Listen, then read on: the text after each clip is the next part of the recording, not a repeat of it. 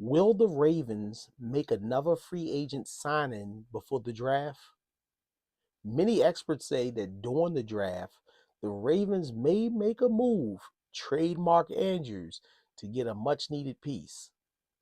Who's out there worth signing? All this and more on this episode of the Ravens Football Junkies Podcast with your host, Matt B.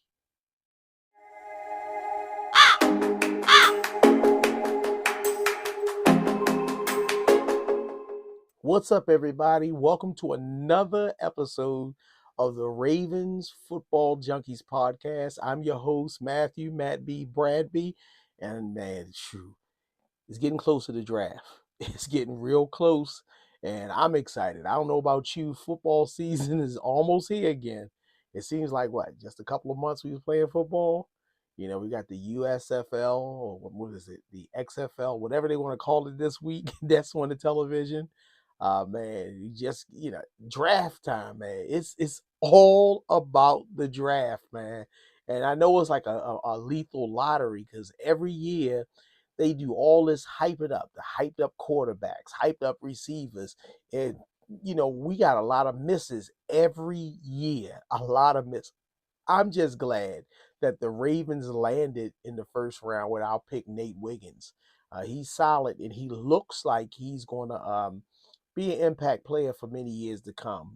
He got through that first season, got that pick six, and man, he's doing his thing. And I've watched some of his workout videos online, and Isaiah Likely, another one, putting in that work. And I'm just excited about what the future holds for the Ravens this year.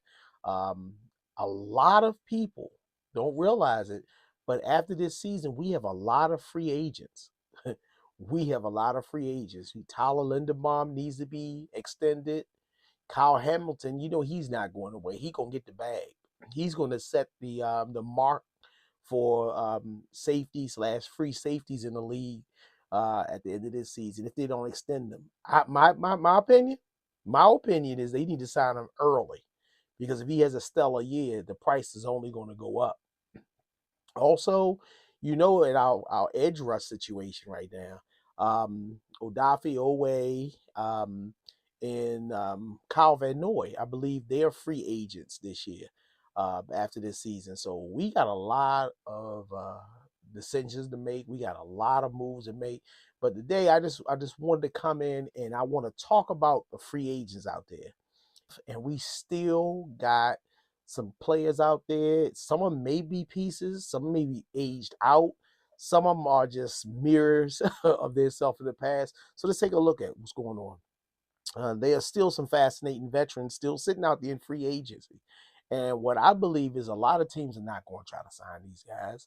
They're going to wait to see what they get in the draft and then make some moves after that. My personal opinion, I don't think in the next 2 weeks any major piece going to fall, but it may be one. It's Aaron Rodgers. I believe the Steelers are waiting to pull the trigger on Aaron Rodgers. Why? Look at what they did. They brought in DJ Metcalf.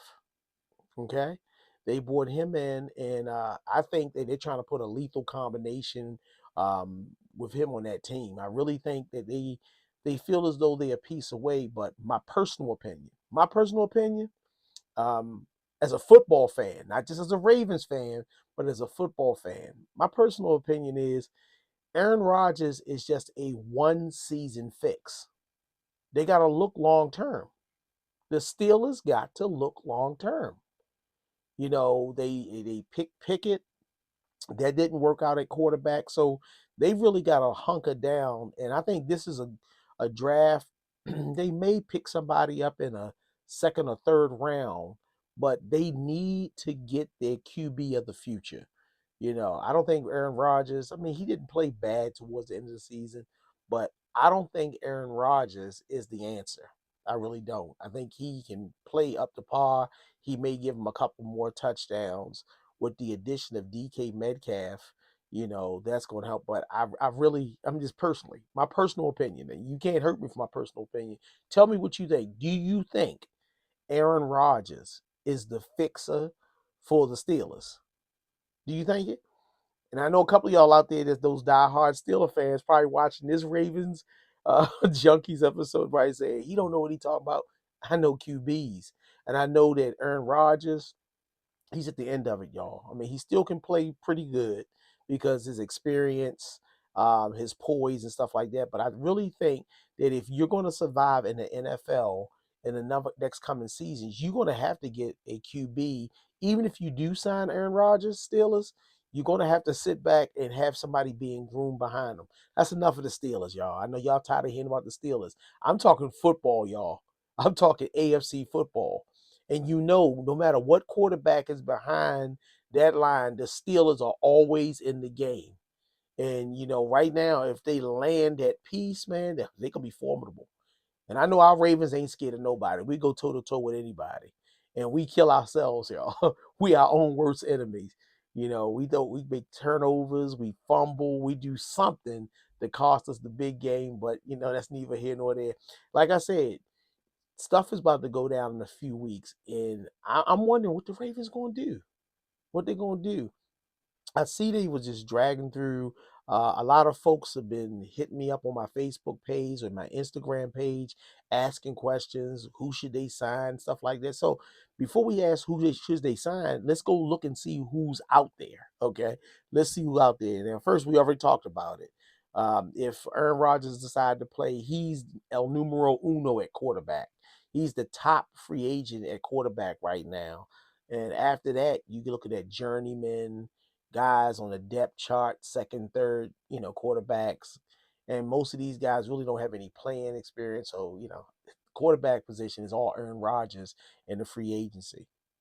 Now, the running back position, y'all know I love running backs. That was my favorite position to play. The bruisers, the finesse guys, the Barry Sanders, the Derrick Henrys. But available now, the top running backs is out there now. You're looking at J.K. Dobbins. Last year we saw that he was still effective in a run-heavy system, but his injury history, his injuries always come back to bite him, y'all. JK just, when he's out there, a world beater, but his health. And I'm going to be honest with y'all. If you sign JK, you're going to have to sign uh, a equal backup to him because he's not going to stay healthy. And if I was a team looking for a running back um, and a J.K. Dobbins was there, depending on the money, I'd sign him. But I look at going to the draft, getting one of these guys, the top 3 running backs. And in the next couple of episodes, we're going to talk about those running backs. But I wouldn't pay him any crazy money. I may sign him for a 1 or 2 year cheap deal, get somebody from the draft, get a couple guys. I mean, based on him getting injured, you can find somebody to get their production. You can get a younger back out there that can get the production with a halfway decent history. But JK, once again, every year it's the same thing. He gets injured and he's out. So the Chargers they had to do running back by committee. I know when they signed him, you know, excuse me, when they signed him, I don't think they were really banking on having to running back by committee, but we saw Greg Roman use 2 of his favorite running backs that he's used to, which was, another free agent, Gus Edwards, and JK together. I mean, the first, I'll say 6 to 8 games, the first 6, I really the first 6, JK was on fire, man. I was looking at my fantasy football and I saw that J.K. Dobbins was putting in that work. He was getting the yards. He was starting to look like Priest Holmes in his prime, getting it in, but then he got injured, and when he gets injured, man, it shoots you in the foot as to what you're going to do with the rest of the running backs because he's a real good running back when he's healthy. And speaking of Gus Edwards failed to thrive last year, y'all.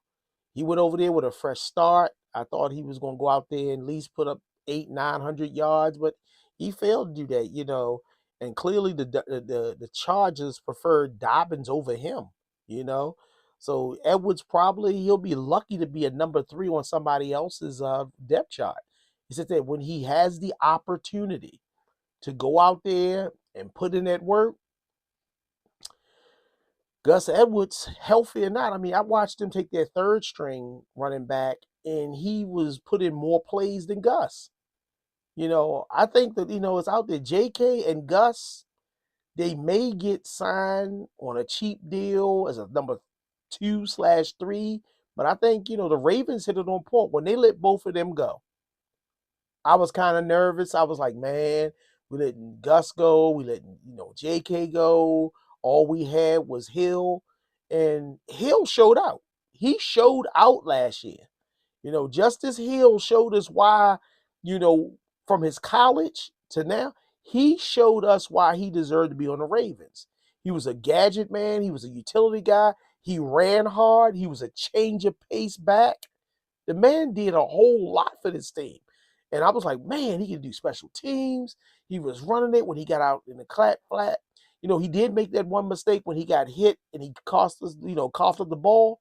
But I mean, again, I don't know too many people that would have held on to the ball under them situations himself. So, man, but Justice Hill, definitely. I think the Ravens, kudos in keeping Justice Hill and extending him. I think, Justice Hill, he's a good complement to Derrick Henry. And he helped spell Derrick Henry because, the Ravens were preserving Derrick Henry a lot of times because they know in those latter quarters, he gonna go out there, he gonna bust the defense up.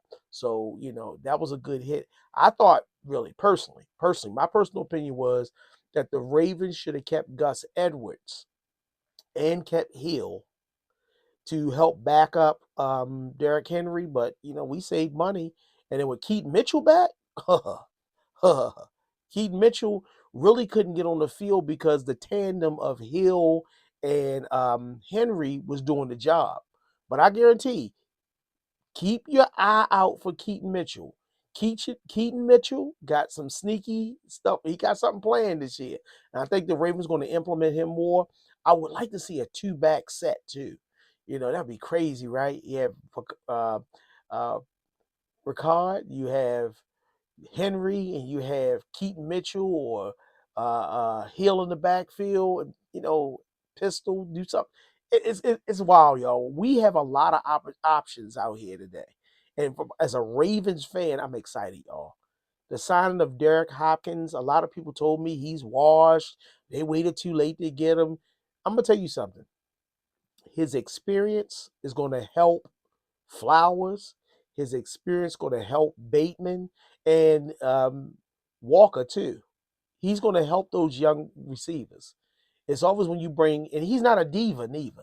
He's not a wide receiver who's going to get out there and act a fool if things don't go his way. I think it's a solid signing to sign Hopkins on this team. And can I say something? Let me just talk about the elephant in the room.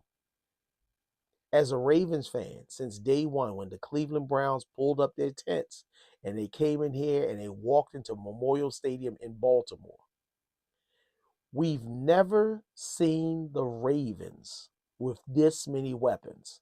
Come on, somebody. We've never seen the Ravens with this many weapons. And it's scary.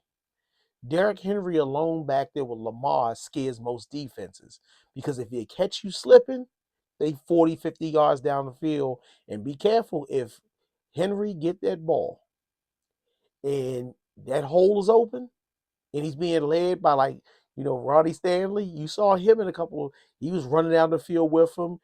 Ricard right there too. So, if that gap opens, that's scary. Lamar, we know he's throwing more. We know he's staying in the pocket more, but he's still deadly because if he tuck that ball and run, before you know it, he'll be 30, 40 yards down the field. If not, running in for a touchdown.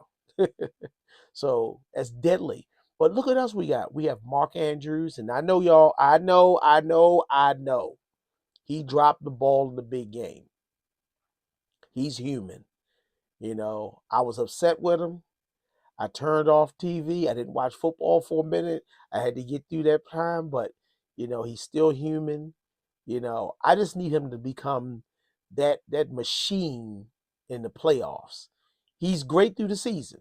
Mark Andrews has historically been a solid player during the season. but we need him to show up in the playoffs. All those years he was here, I was surprised when the announcer said that that was his first touchdown last year in a postseason game. I'm like, what? And then when I did my research, he right. Do your research. Check it out. He just scored his first touchdown in the postseason, and with the money he's getting and the money he's gotten, he has to show up during the postseason. No ifs, ands, or but. He has to show up. But he got a monster waiting behind him. That's right. He got that gorilla behind him. That's right. Ha ha. He got that gorilla behind him. You know what I'm talking about? Isaiah Likely. You go to his X page. He said the gorilla. That's right. He's behind him. The boy's looking good. He is that end zone target. He's that bruising. He's bruising. He's multi-talented at that tight end position. He's a monster. He's a monster. I remember when we went to see the Miami Dolphins versus the Ravens at M&T Bank. Was it about a year ago? And Mark Andrews was injured and Likely. We didn't skip a beat. Actually, I think Likely is faster and more physical because you can see him out there. He almost looked like Derrick Henry when he catches the ball. He pummels linebackers and cornerbacks that's on him. And if you just do the research, go to YouTube, type in Isaiah Likely highlights from 2024. You're gonna see he was a beast and still is, and he has a lot of upside. And this is a contract year for him, y'all. I think the Ravens need to play the smart role and go on and sign him. Charlie Kolar, he's up for a contract too. So you got all three of your tight ends on their last year of their contracts. And honestly speaking, Likely is 5 years younger than Andrews. So I take the young guy. I would re-sign Cola because Cola is not going to be expensive. Plus, he knows the offense. He's a good blocking and he can receive. Charlie Kolar, don't get it twisted. He is a good receiving tight end as well. So to keep Likely and Kolar, and I'm gonna do some research myself, but I want to see what Cadre Ishmael's son doing because remember we kept him on the practice squad, I believe, this season. He was a receiver, then he was being converted over to a tight end. So I want to still see if he's around. If anybody know what happened to him, let me know in the comments. Let me know what's going on with him because I saw a lot of potential in him. He's a receiver. He's tall. He uses his body when he catches. He has pretty good hands. I would like to see that project because remember the last person that we saw that was a project, which was Darren Waller. We kept him on the practice squad, and he was a receiver, converted to tight end, and next thing you know, he was snatched from us and he put on a show. Waller was a monster. When he got the opportunity, he ran with it. So I want to keep an eye on Ishmael's son. I definitely do because I think he'll be a good receiving tight end. But realistically speaking, I see the Ravens in with one of the multiple picks, the fourth or fifth round, grabbing one of those tight ends out there. We're gonna do a recap on do an episode just on the tight ends that's out there that's coming in the draft because they got some special guys out there, and I don't think the Ravens are gonna miss out on it, knowing that Mark Andrews maybe on his last leg. The one thing that I believe that he's going to be with the Ravens this season because I don't see DaCosta and I don't see Bashadi giving $4 million out just to get rid of somebody. I think they would have made a move early. So during the draft, you got to be careful because they may deal him, they may do something. But if they deal him, look for them to pull the trigger on one of those top 5 tight ends that'll probably go in the 4th or 5th round. I see some 3rd, 4th rounds. Somebody might sneak in and grab somebody in the 2nd round, but just watch that 3rd and 4th round at them tight ends. So back to I'm sorry, I got off track. Y'all got me excited. Back to the running backs. Back to the running backs. You got Nick Chubb out there, y'all. And y'all know I'm not a Cleveland Browns fan. I'm a Nick Chubb fan because he was that bruiser type running back, and I love bruising running backs, y'all. I'm sorry, that's my position. So Nick Chubb is out there, and when he got injury, that injury, and he was taken off the field, I was like, man, I didn't want to see that. But with his age and his injury history, it's mostly unlikely anybody's gonna give him some real money. He'll be maybe a number two on somebody's team. And it was funny the other day on my Facebook page, somebody put that should we sign him to a 1 year deal? And I was like, should we sign Nick Chubb? You got Derrick Henry, you got Hill, you got Keaton Mitchell, you got Ali, and being realistic, Ali. If they sign Nick Chubb, I think Ali will be out of here. But I don't think they should sign Chubb. I really don't. And the reason I think the Ravens shouldn't sign him because they're going to have some great running backs still in the third, fourth, and fifth round that we can grab. Some solid running backs. And I think with Henry getting older, with Hill maybe another year on his contract, Mitchell, if he bounces back or whatever, that's a solid. That's a solid. But I really think this year we should get, if at all possible, our running back for the future. I think we should get a running back for the future in this draft. And we're gonna talk about running backs later on this week. But yeah, um, I don't see nobody spending no serious money on no Nick Chubb. I'm sorry. I like him. But he looked pretty good. He looked pretty good last year with the Cleveland Browns, but I don't see nobody really giving no money out there. And after those three, I mean, everybody else on there is, I'll say, special teams, third, fourth strings. So it's really, I'm not trying to be disrespectful to any player out there, but I don't see us signing any of those guys. Anybody worthwhile. Now, let me grab me something to drink real quick. Let me get something to drink. Excuse me about that. I had to, boy, I tell you, I get excited out here. Check this out.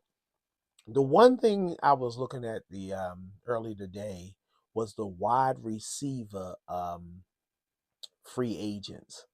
And you know what? Surprisingly, Amari Cooper is still out there. Now I know he's 33 years old. Excuse me, I'm sorry, he's 31 years old.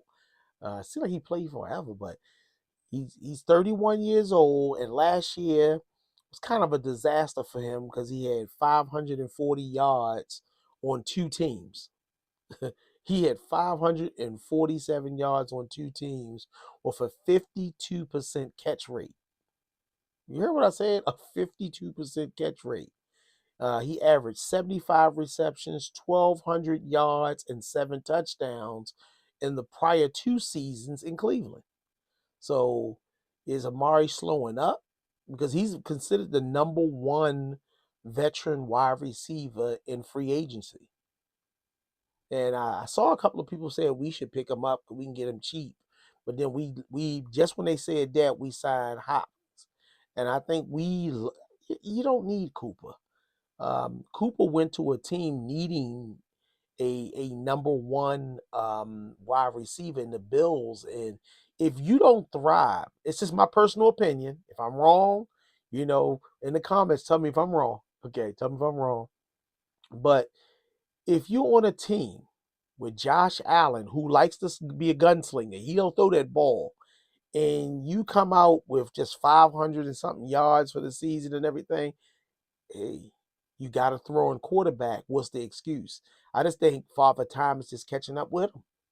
I just think Father Time is just catching up with him, and I'm gonna tell you this right now. I'm gonna state it. I want you to bookmark this. He'll never have another 1,000-yard season. He'll probably be a number two, a 2A. He's not a number one on nobody's team anymore. I mean, he has solid hands, pretty decent speed, but you can lock him down with one corner now. He's not that Amari Cooper that we saw in Dallas, nor the early one we saw in Cleveland. And the next wide receiver free agent. We got Keenan Allen. Keenan Allen, man, he been playing. I'm not being disrespectful, but Keenan Allen, I thought he was playing when I was still in high school. He's been out there for a bit. Keenan Allen is, he's been around. Um, he said out of his own mouth that he would only play for Chicago or West Coast team in 2025. Mr. Allen, I'm gonna say something. I'm saying this as a brother to you, man, a big brother. You ain't got many more choices, man. When you left Chicago, man. I mean, excuse me, when you left the Chargers, you saying you putting out an ultimatum. I'm only gonna play for Chicago or West Coast team in 2025. You'd be lucky to play for any team right now want to give you some decent money. And at this age that you are, he'll be 33 years old this season. 33. So at best, he's a number two, but on most teams, a three. He's that third. I mean, he's been solid throughout his career, but we at the twilight of his career. So at 33 years old, he lucky to be signed. If you look at it, would you sign Amari Cooper or Keenan Allen? Put it in the comments. Tell me what you think. If you had a choice, you had to sign one receiver from the free agency right now. Who would you sign? Amari Cooper or Keenan Allen? You know, I'm just saying. There's a chance that a couple of, like I said, I think it's Mel Kiper. One of them, somebody said there's a chance for him to land in a place like New England or Tennessee, where they need a receiver, and he could come in there and fit in if he's willing to play ball. But it's more likely he's trying to sign with a contender as a backup or something. So really, I'm gonna keep my eye on that one. And then the third one, man, was Mr. Reliable, y'all. You know what I'm talking about? Tyler Lockett. Man, I thought he was gonna retire. I thought he was gonna retire Seahawk. I mean, Tyler Lockett's been there for a minute. I think he's the last of that Super Bowl team guys that's left there. Tyler Lockett. Whew, I have no idea, but he can still be a good number three on a team right now. I think he's slowing up a little bit. Still got the hands, still a go across the middle. So he's he number three. He's a guy that a team like Miami might grab. Is that third one. You would have Tyler Lockett, you would have, Hill, you had Waddle. That'd be a heck of a combination right there. Whereas Tyler Lockett don't have to be that number one. He can come in and just add to right now. And just thinking about that, y'all, the Seahawks, man, they emptied the cupboard. They got rid of everybody. Why they got rid of a quarterback. They got rid of the two top receivers. I think they trying to put it all in on these new receivers. It's gonna be interesting. It's gonna be interesting there.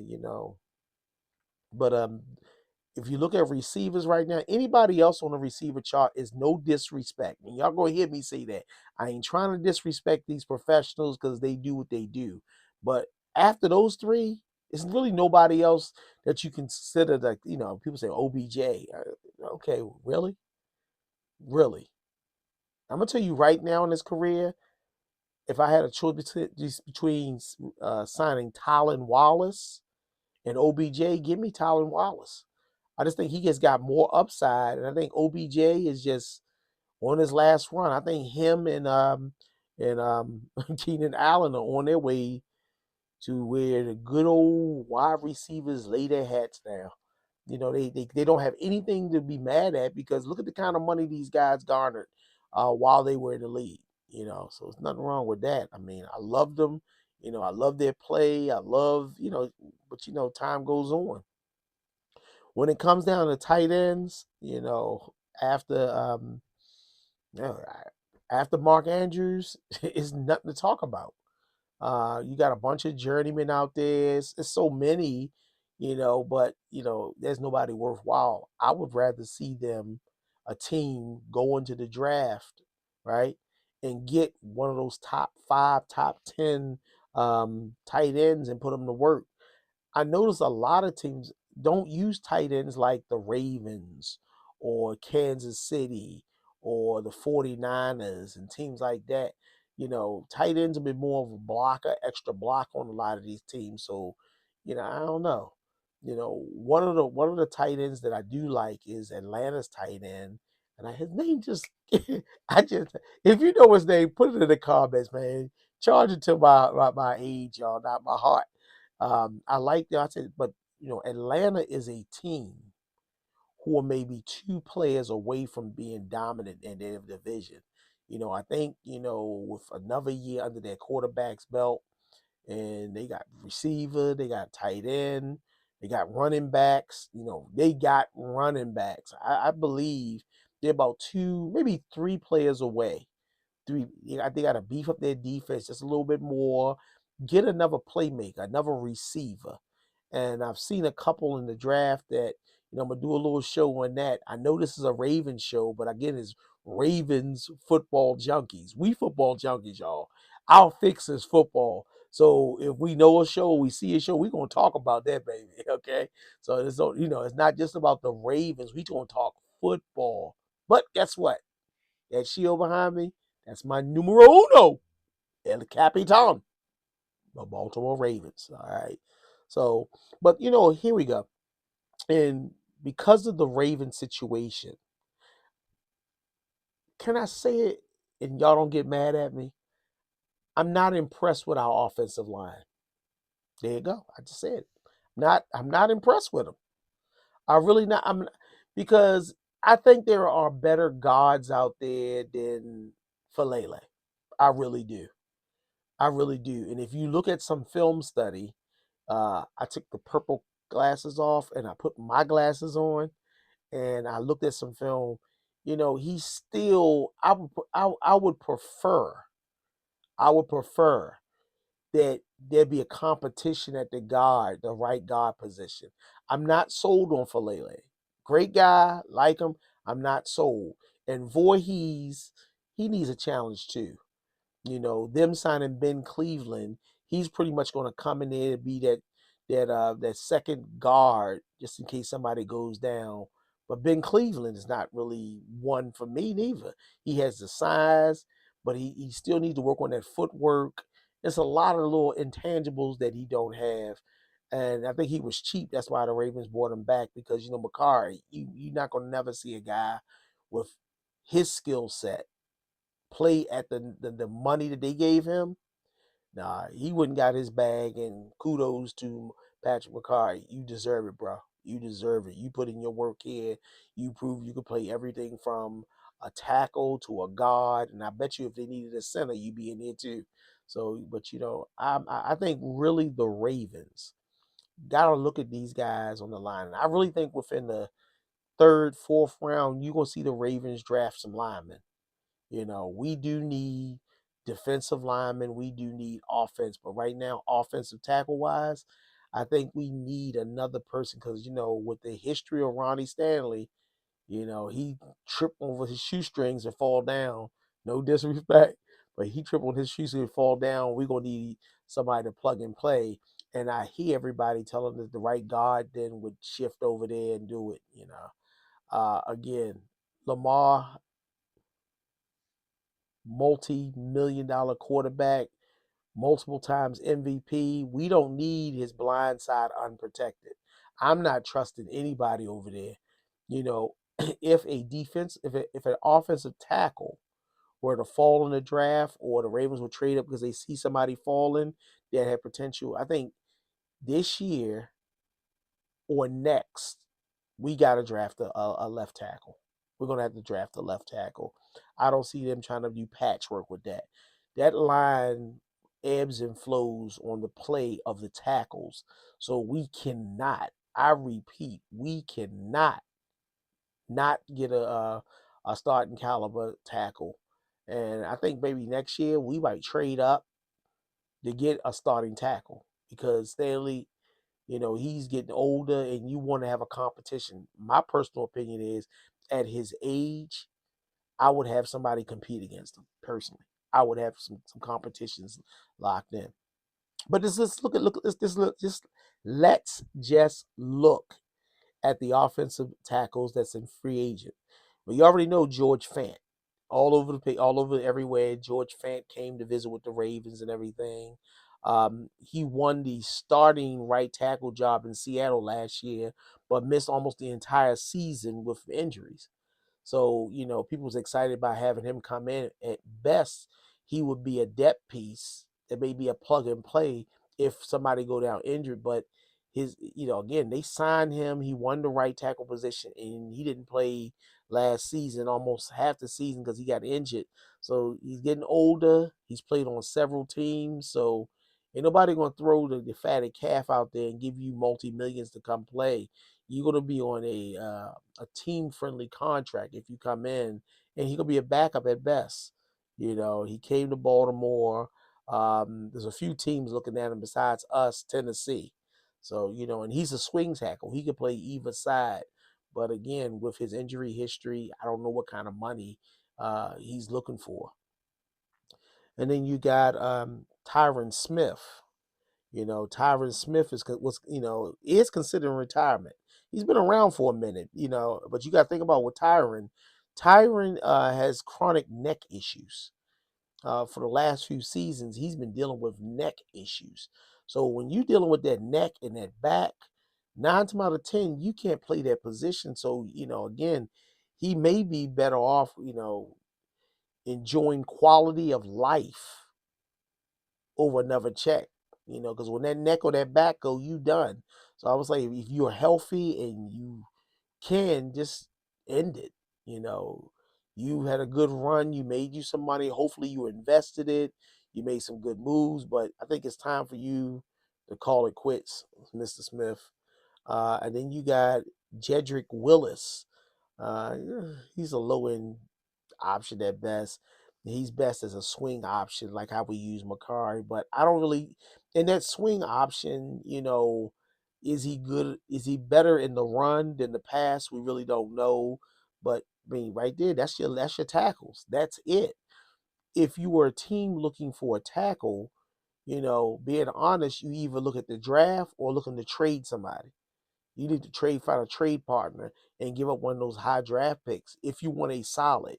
We see what happens on the line. Ask Kansas City what happens when you don't have a line. You know, Zeus Jr., you know, awful combine, poor work ethic. Came on the Ravens, came at the right time, lightning in the bottle, played the heck out of the right tackle position. Staley went down. He went over there, plugged and played. And his play over there got a little arrogant saying, I'm a left tackle. And the Ravens let him go. And he journeyed around. KC got his ring, went to the Bengals. Bottom line is, I mean, he is what he is. But, a team lives and dies at that line. So you got to get your tackles and guards together. And let's look at the guards. You got a couple of guards out there. Uh, it's a couple of them out here. And God wise, we have Dalton Risner. He's experienced. He's been a real effective guard. He never seems to be a priority for any NFL GM. I mean, he's been real good, solid guy, but he could start for quite a few teams. Honestly, I would like to see the Ravens even kick the can with him because I watched his play, good footwork. He's a dog. He stays with his block, and I think really I don't know what his character is like. I mean, he look like a solid guy, but I think he's one of the guys I would like to see come in and talk numbers because he's been solid on the teams he's been with. You also got Brandon Sheriff. But again, he's an aging veteran, but he played 98% of the snaps last season and was graded as a top 20 guard. Can you believe that? A top 20 guard. He looks like a perfect early summer addition for a contending team. I see a team like, being realistic speaking, Kansas City kicking the can on him. You know, Ravens wise, I'd rather see his draft. I mean, he's older, and I don't think we need to compile a bunch of dead men on our team, man. These guys getting older. and we're trying to hold on to him. I think this is the season that we go out here and get younger. I just think so. And then, of course, y'all boy, Will Hernandez. He turns 30 this season. He missed most of 2024, though, last season. He had a slightly above average, as a starter in 2018. And at a minimum, he should land somewhere looking for a swing option. He's not going to get a lot of money. He probably won't get signed until somebody get injured. Just being honest, these guys right here, you look at that guys probably won't get signed. They're going to be on the other side of the summer. I don't see none of these guys outside. As far as linemen, I don't see anybody outside of George Fant getting signed before the summer. I don't. I really don't. All right. Let's take a break. And then when I come back, we're going to get into centers, cornerbacks, and others. All right. Stay tuned. You're tuned into the Ravens Football Junkies Podcast, and I'm your host, Matt B.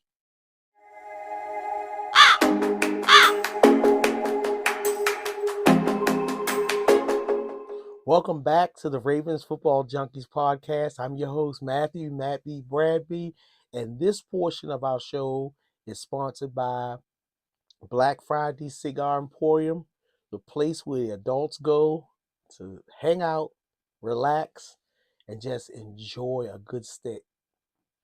And also, it's brought to you by Great Gaming Center, the place we go for competition.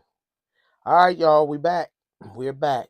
And now let's look at the center position, okay? The center position. It's only one guy out there that's considered a center.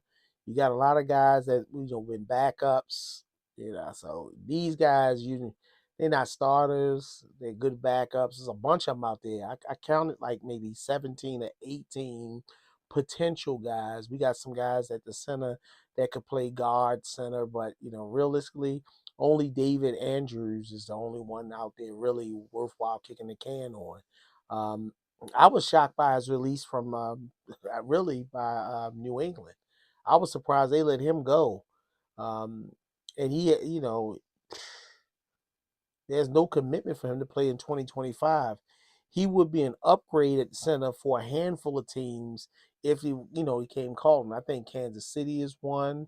I think the Cardinals is one. I think the Raiders is one. I think he's a good upgrade. What else? The Bengals could use an upgrade. I mean, seriously, he's not a bad guy, and I'm surprised he's still out there. So, I'm going to keep an eye on that and do some little bit more research to see what's going on with that one because, he's a pretty good guy. I mean, I thought he was solid, but hey, I don't play with him every day. All right, y'all, let's get to one of my favorite positions on the defense. Look at cornerback because, we all love cornerbacks. Everybody's a cornerback fiend. Oh, yeah, he's the best cornerback. If you can get a good one. But, we have 1, 2, 3, 4, 5. 5 cornerbacks that's out there that's worthwhile. It can actually come in and start for most teams. And the first one is Rasul Douglas. He's been quite a journeyman of late. I mean, he's been traveling from team to team. He's played for 5 teams in 8 seasons.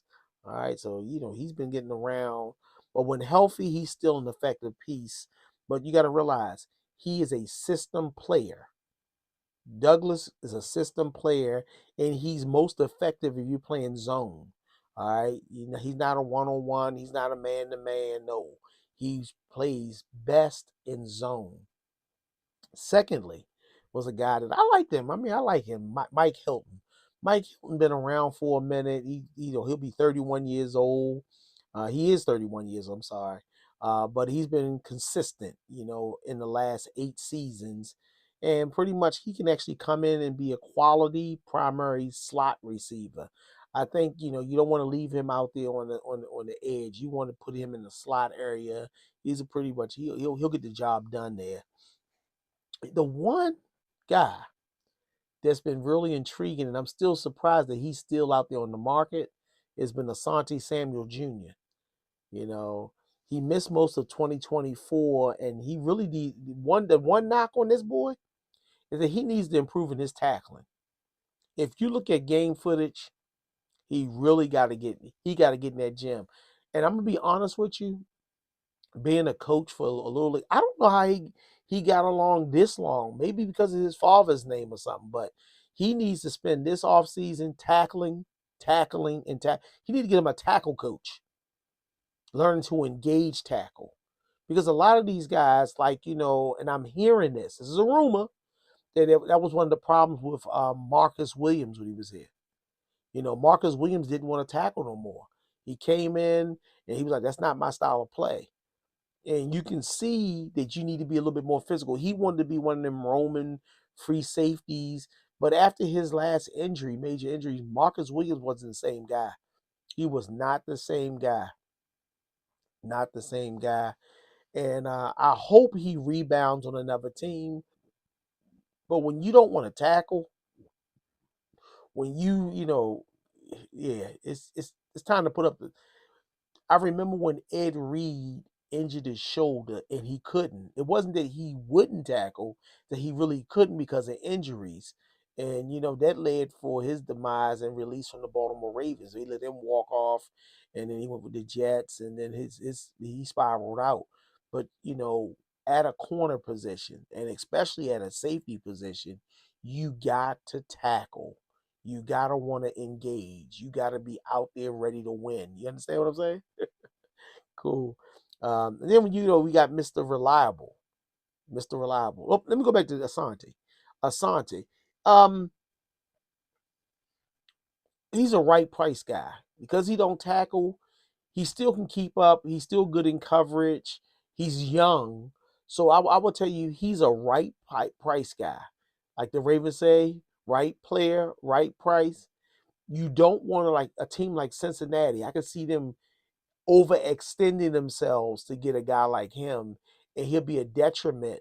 Like if you see a running game, he's not going to make tackles. The receiver gets a good enough push on him, and it's like mano y mano to tackle. I don't know what that's going to look like. My bet's on the receiver, but yeah, he's a right price guy. I think if he came to the Baltimore Ravens and he got in this coaching system, I think they could do something with him, because in the last few seasons we brought on journeymen and they've been hit. They was hitting.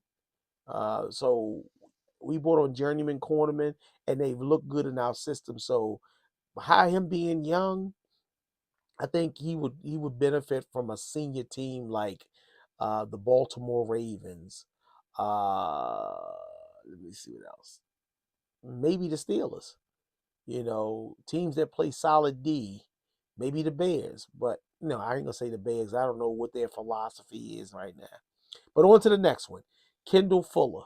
Kendall Fuller. I ain't gonna lie, y'all. I like Kendall Fuller. I remember Kendall Fuller, man. Kendall Fuller, yeah, I like him. He's one of his one season with the Miami Dolphins didn't go as planned, but he got a long history of strong play. He's good both in coverage and in run support. So Kendall can find a home long as he stays healthy. His health is the key. But I'm getting he's a solid cornerback. And right now, I would tell him he's good in coverage and the run game. So you can't go wrong again. Right place, right price for the right player. Right price for the right player. And if Kendall, I don't see him in the ball as a Baltimore Raven because we getting younger. We got an old guy already by Humphreys. He's a little getting that age up there, and he's playing lights out in the slot. So I wouldn't see bringing him in. I know we need depth. I think we're gonna clear some of that up in the draft, and a couple of unsigned free agents gonna come in. I think we're gonna do pretty good in the depth, and there's a couple of Ravens that's still sticking around.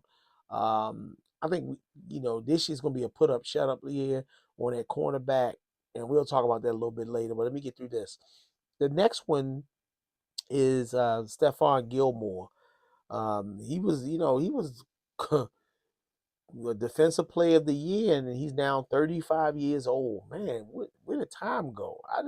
I still remember when Gilmore was on lock. He'll put a receiver on lock and he go toe to toe with everybody. But he turns 35 years old, and I think right now he's in his journeyman phase of his life. He's going to be traveling around from team to team until he hangs them up. Uh, he's still effective, and he's looking for a contender, somebody that he can get that ring with and go off into the sunset and glory. But he's not somebody that you want to put a lot of money on and put him out there against somebody like Jamar Chase or uh, one of those guys, or Jefferson. Nah, he's a guy that will be a good piece to help mentor the young ones, and you can rotate him in and out of your defense. Okay. Now, when you say corners, I'm going to also throw in the next one, which is our safety position. And with those three monster safeties coming out of college, it's going to be hard for these boys right here. And I'm talking about Julian Blackman. He turns 27 this year and is coming off one of his best seasons, y'all. He's, all signs indicate he'll be a starter before camp gets underway. Somebody gonna sign, Blackman, and he gonna be a starter. I think, you got teams like, again, the Bengals, who need help in the secondary. They need help in all facets, but in the secondary, there's a few teams out there. I see Kansas City might poke at because they lost a starter, but with Andy Reid. Last night took an L, but tonight I bounced back type guy. He'll be always in the running.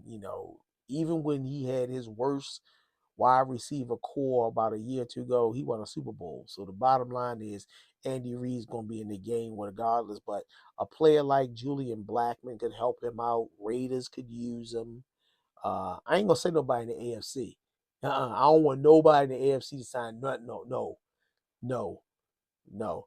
I want somebody in the AFC to sign all them ones we say that wasn't worth the money.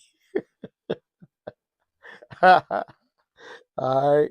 And of course, when you look at it, the next one on here is Marcus Williams. We just talked about Marcus. Marcus was in Baltimore. He signed a big free agent contract in 22 and looked apart for only 2 seasons, but was awful and benched in 24. So he came in here, he got paid. He got paid and laid an egg at the end. But one thing is he's 28 years old, with 7 above average seasons on his resume. He'll get a chance somewhere else. Somebody gonna take a gamble for him. Somewhere like Tennessee, probably one of our rivals. The Bengals probably grab him. Saints, Cleveland. The Steelers, the Steelers are now Raven Central. They'll grab a Raven and a heartbeat. Look at Elliott. Look at Queen. Those guys are over there thriving. Except when Derrick Henry gets to running, Queen ain't gonna keep tackling him. We saw that last play when we beat them going into the postseason, where he just jogged liberally behind Henry. He wasn't trying to make a tackle, and that's one of the problems with him. He's not that physical type guy. He not gonna keep that. He's not gonna be playing against those bruising type running backs. It just ain't happening for Queen. All right. And Elliott, we remember when he was with the Ravens and we were playing Tennessee and he laid out Derrick Henry. Remember that? Well, he didn't do it this season because Derrick Henry ran over him like he was chewing gum in the street. They talk a good talk, but they got out there that black and yellow was just like them towels on the ground, worth nothing. I know, in my comments, I'm gonna have some Steelers fans in there talking mess. Y'all know it's AFC foundational football. So talk your talk, because I'm gonna talk mine. Ain't nothing finer than a Raven. That's right. Ain't nothing finer. That's the greatest bird ever in football. That right there. That bird right there. The greatest bird in football. All right. But if I had to sign one person on the safety list for the Ravens right now, Justin Simmons, hands down. Justin Simmons. I know he's getting older. He's 31 years old. He played more than 1,000 snaps last year. He was a one and done in Atlanta. It didn't go particularly well. I don't think he fit. And when he went there last year, I was talking to people. I don't think he fit Atlanta. Don't think he fit. I saw him better with the Ravens. He would have been a better Raven. I think he would have came here and at his age with the play a solid play of a strong safety, he could patrol around and he could be using his ball hawk skills. That's where he shines most when he's allowed to pick a play on the ball. But Justin Simmons, I'd give him a year contract here in Baltimore if the money's right. If the money's right, he should still be. He'll be a good contributor on most teams. But I think he fits the Ravens most, so he's definitely one guy I keep my eye on. All right. Now, for the men who make football football, let's talk about the free agent linebackers. Free agent linebackers. You know who's top of that list? Any hints? C.J. Mosley, former Baltimore Raven, went to the Jets. That's right. C.J. Mosley was a cap casual, really. His offseason after injuries cost him more than 13 games. But even at 33 years old, he's still, I consider right now, at 33, he's still one of the best free agent linebackers available. And I'm being honest with y'all. I wouldn't mind seeing him get a 2-year contract to play alongside Roquan. Oh my goodness. C.J. Mosley, healthy, beside Roquan Smith. Man, come on. Come on, somebody. C.J. Mosley and Roquan Smith. I'd like to see that. But the money got to be right. But C.J. Mosley signed a 2-year deal. I would love to see that. I would love to see it. No, I wouldn't do no 2 year. Give him a year. Because he's 33 now. He'll be 34. I'm going to give him a 2-year deal. Just do like you did Derrick Henry. Give him a 2-year deal and see what shakes.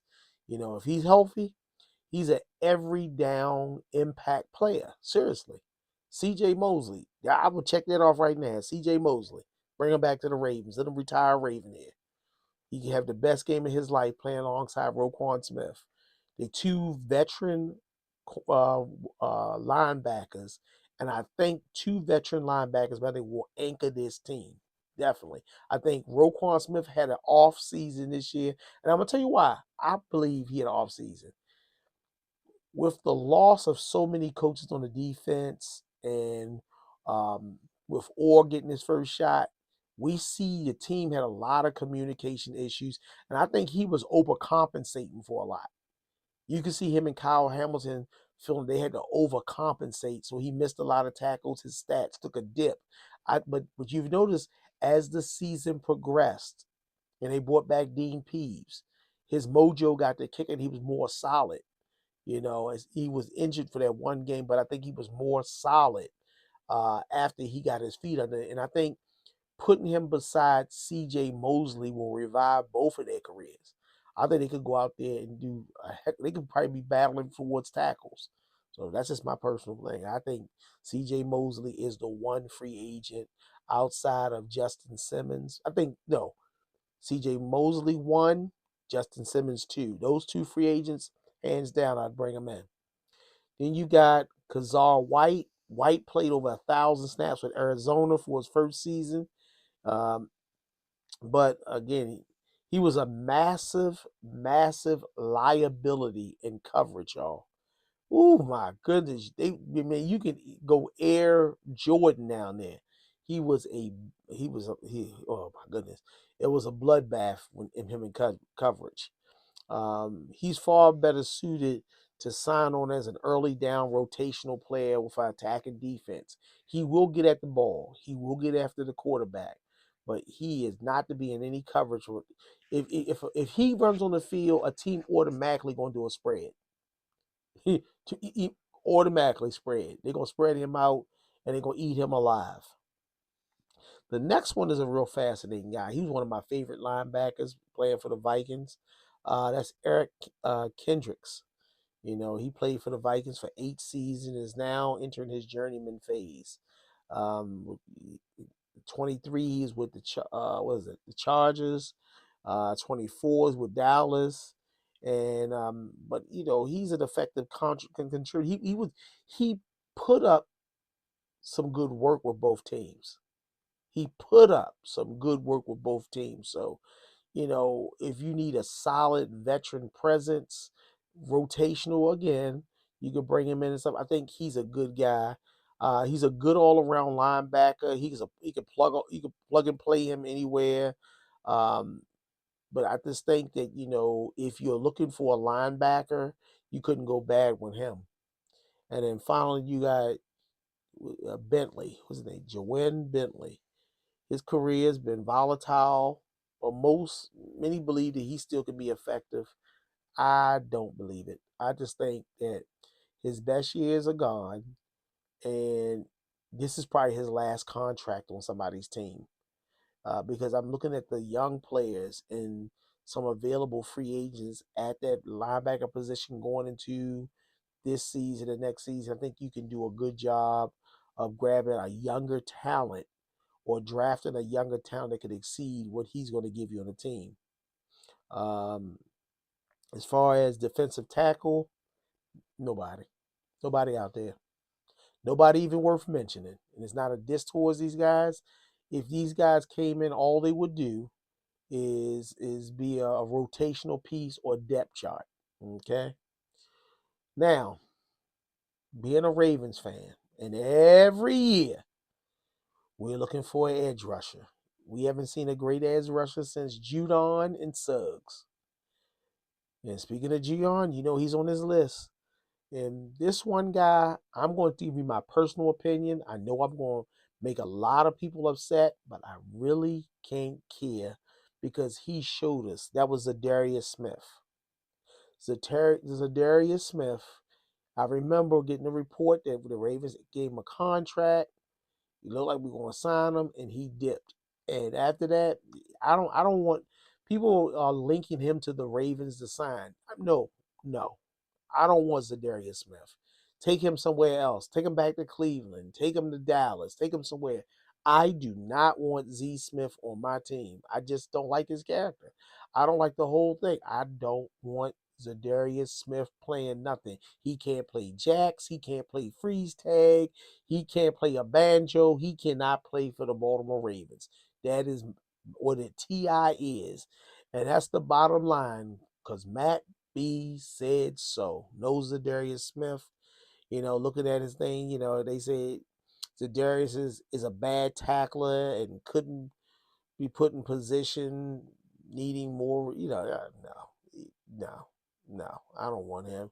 60% of the snaps last season he did. He had 69 sacks in his career. A coordinator who let him pin his ears back and run and hit the edge is what he needs. He just need to be sent like a dog. Go and just run. That's it. That's all he's going to give you. I don't want to see him here. I'm tired of talking about him. Let's go to the next one. Von Miller. Woo! The ageless wonder. Von Miller. I remember when he was on the Broncos and I so wanted him so bad. I so wanted, but now he's 36 years old. And he is on his last legs for real. But he did get 6 sacks last. That's less than 300 snaps last year, and could be a good rotational piece. I don't want the Ravens to bring in Von Miller. No, no, no. I'd rather get Matthew Judon the next one. He turns 33 in August. He had a 5-5 sack in 17 games in Atlanta. Again, he's another one like Justin Simmons. Went to Atlanta, didn't fit their scheme. I don't know if Atlanta knew who their scheme was, but I don't. Matthew Judon, I would love to see him here. He still has that natural instinct to rush the pass. I think I will give him a 1-year deal to come here, maybe 2, but a 1-year deal to come to Baltimore as a prove it or lose it deal. And I think he'll be better than some of the options. You see what happened. The Ravens resuscitate pass rushers. Clowney, Van Noy. I'm telling you, bringing him back home in looking at the coaches we got would revive his career. And I think I will tell you, I think he give us 10 sacks this year. I think Judon could come back here, let him pin his ears back and go into. I think he's what we're missing right now. Um, with I think we just been taking too many L's at these guys. Mike McDonald convinced us to sign that boy. I forgot his name. We got Owe. You got we Owe is the best that we've signed in the past few years, but he had double digit sacks last year. I would honestly extend him now. I would keep Owe. I gotta see a Adesic Isaac. I gotta see him. Ojabo, that's his name. Ojabo, he was a Mike McDonald fan guy. I haven't seen anything of him. He might be one of those guys that can wait till their third year or their contract year to get out here and catch lightning in the bottle, but I'm not impressed with him. I just think right now, if it wasn't for the fountain of youth resurrecting Calvin Noy, but we still have problems, y'all. In the playoffs, we have problems getting to the quarterback. And I would love, in a perfect world, I would love to be able to have uh, four guys on that line and without sending a blitz, four-man pressures to get the ball. I prefer that. But no, no, no. I want to see Matt Judon back here. So this is what if I had the money, I would sign Simmons, I would sign CJ Mosley and Judon. That'd be a great reunion. Judon, Mosley, and Roquan. Ooh, that's nasty, y'all. That's nasty. Even at their age now, that they can contribute. While, and then honestly, if you bring back CJ and Judon, they can help mentor um, Simpson. I think Simpson needs some work. He's not hateful because, he popped in college, Clemson. I just think he just was, he showed in the first year, he came out, he showed some in the Steelers game. I just think he just need more mentorship. And I think he could benefit from Chuck Pagano and Dean Peeves this year out there. And it looked like Michael Orr should be able to put him under his wing and get him over that hump. And last but not least, we got Cole Lawson. He turns 30 in June. And yeah, he was pretty much a sub package type guy. He fits some gadgets about that, but that's pretty much it. Um, the one thing about him now, Lawson is a dog when it comes to setting the edge. He still can set the edge, all right? So, I mean, hands down, I think he's one of the guys that some team will pick him up. Hopefully not the Ravens. Um, again, the three on the free agency, I'm going to say it again that I like. CJ Mosley, Matt Judon, Justin Simmons. I just think those three guys are the creme de la creme of the free agency right now. But with the draft coming up, I don't see nobody breaking the bank to try to sign these guys. These guys will probably be signed after the draft, going into the summer camp, going to camp. Uh, yeah, I just see them coming in late.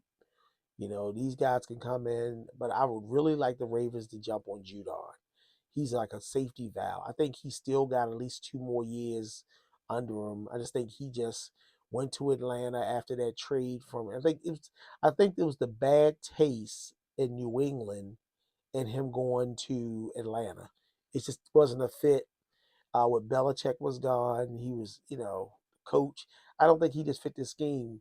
But I would love to see Matt back, CJ, and Justin. What do y'all think? Let me know in the comments. Should we sign CJ to and Judon and maybe Simmons to a friendly contract? A friendly 1 year contracts. Two with a two option. Or some dead years. Give them a couple of years with some dead years. What do you think? Who should we sign? The next show I'm coming up with, let's talk. We're gonna talk about the draft picks. We're gonna break them down. The 5 areas we need help in. Okay, edge as usual. Cornerback, we need some cornerback help.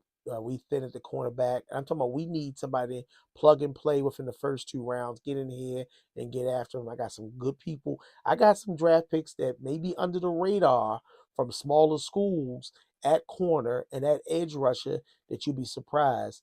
Also, we need offensive tackle. God help. I still think we need to sign another impactful player there. We also need a defensive tackle. With Pierce retiring, there is one guy that the Ravens may sign in the first round. And based on the mock drafts right now, he could be falling to the 27, 28. And he's a dog at D tackle. And I think him partnered with Travis and Matabike and Broderick Washington, they would make a dominant line. And don't forget Brett Irvin, he's out there free agent. I don't know what the Ravens going to do. I think they should go young. There's some dogs in the draft. We're going to talk about the D tackles. We're going to talk about edge rushers. So do me a great favor. If you haven't already done so, hit that subscribe button right now. Hit the like button and please share. Our goal is 200 subscribers in the next 7 days. I think we can hit it with your help. All right. I got some great shows coming up. I got some great guests coming up. I'm going to bring in some people off the street just like me. I'm a fan. I've been coaching football. I've been watching football. I've been loving football. I'm still a student of the game. And I'm going to be bringing some great people in here to partner. We're going to have some fun on there. I'm just so glad that it took me this long to do this. My wife, for about, I'm going to be honest, about 10 or 11 years, has been telling me, you need to start a podcast. You've been talking about it, arguing about it, doing all that. So I'm doing it. And y'all know I'm crazy. If our coach do something stupid, you're going to hear it from me. If our players do something stupid, you're going to hear it from me. If we drop the ball, you're going to hear it from me. But when they do something good, you're going to hear it from me. All right? I really love you. Don't forget to subscribe. Hit the subscribe button. Please share. Please share. Please share. I need everybody who love me to share. Let us know.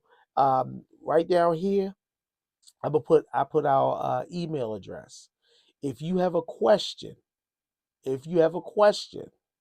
a comment, anything, send it to the email right here. Questions for rfjs at gmail.com. Yeah, that's where all of our questions. You'll also see it. If you're looking at this on YouTube, go to our description. You'll see the link. Click on it. Send all questions to that email. In our next show or coming show, I will pull it out. I will read it and I'll answer it on the show. My thing is that the Ravens are a championship team. I believe we missed the mark the last 3 years. We were right there. Coaching and execution kills us in the postseason. And if I'm going to be honest, we've extended Harbaugh. And the only reason he got extended is because he's a winning coach. But I think, if we 2 seasons and we end the same way, I think he may be looking for a new job. I think so. But we need to have a solid season. We have to hit it in the draft. Look, send your comments, questions below. I got to end this show. Thank y'all so very much. This is our first show. Our first show. Let me know how I did. I can take corrective criticism. All right. Thank y'all.